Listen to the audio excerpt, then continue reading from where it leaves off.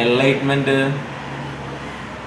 ഇന്ന് നമ്മൾ ആത്മീയതയിൽ ആരൊന്നും ഇറങ്ങി ജസ്റ്റ് മെഡിറ്റേഷൻ പ്രാക്ടീസ് ചെയ്യാൻ തുടങ്ങുമ്പോൾ തന്നെ ആൾക്കാർ ചോദിക്കുന്നത് എപ്പോഴും ആത്മസാക്ഷാത്കാരം ലഭിക്കുമെന്നാണ്.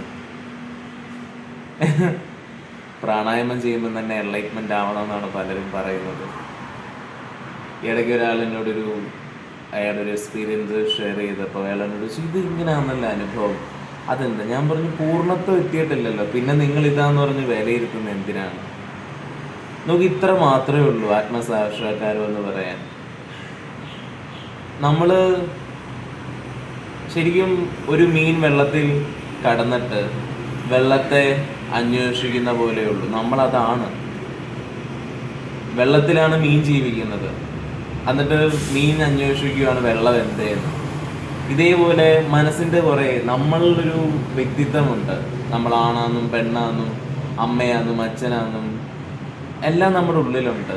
ചില രീതികൾ മാറുമ്പം നമ്മുടെ അറ്റാച്ച്മെൻറ്റ് നമ്മളിൽ നിന്ന് പോകുമ്പം, നമ്മുടെ ഈഗോ നമ്മളിൽ നിന്ന്, ഉറങ്ങിക്കിടക്കുന്ന എല്ലാ ഈഗോകളും നമ്മളിൽ നിന്ന് പോകുമ്പം നമുക്കത് തെളിഞ്ഞു കിട്ടും. ആത്മീയതയിലൊരു ത്യാഗമുണ്ട്, ത്യാഗത്തിൻ്റെ ഒരു വലിയൊരു ശക്തിയുണ്ട്. അതിലൂടെ മാത്രം മനസ്സിലാക്കാൻ കഴിയുന്നതാണ് ആത്മസാക്ഷാത്കാരത്തിൻ്റെ വലിയ വലിയ അറിവുകൾ. നോക്കൂ, അതൊരു തിരിച്ചറിവാണ്. പണ്ട് ഞാൻ ചെങ്ങന്നൂർ മഹാദേവ ക്ഷേത്രത്തിൽ ഇരിക്കുമ്പോൾ ഒരു അച്ഛനൊരു കുട്ടിയോട് പറഞ്ഞു കൊടുക്കുന്നുണ്ട്, എടാ നിനക്കറിയാവോ ശിവനും ശക്തിയും കൂടി ചേരുമ്പോഴാണ് നീ ഉണ്ടാവുന്നതെന്ന് പറഞ്ഞു.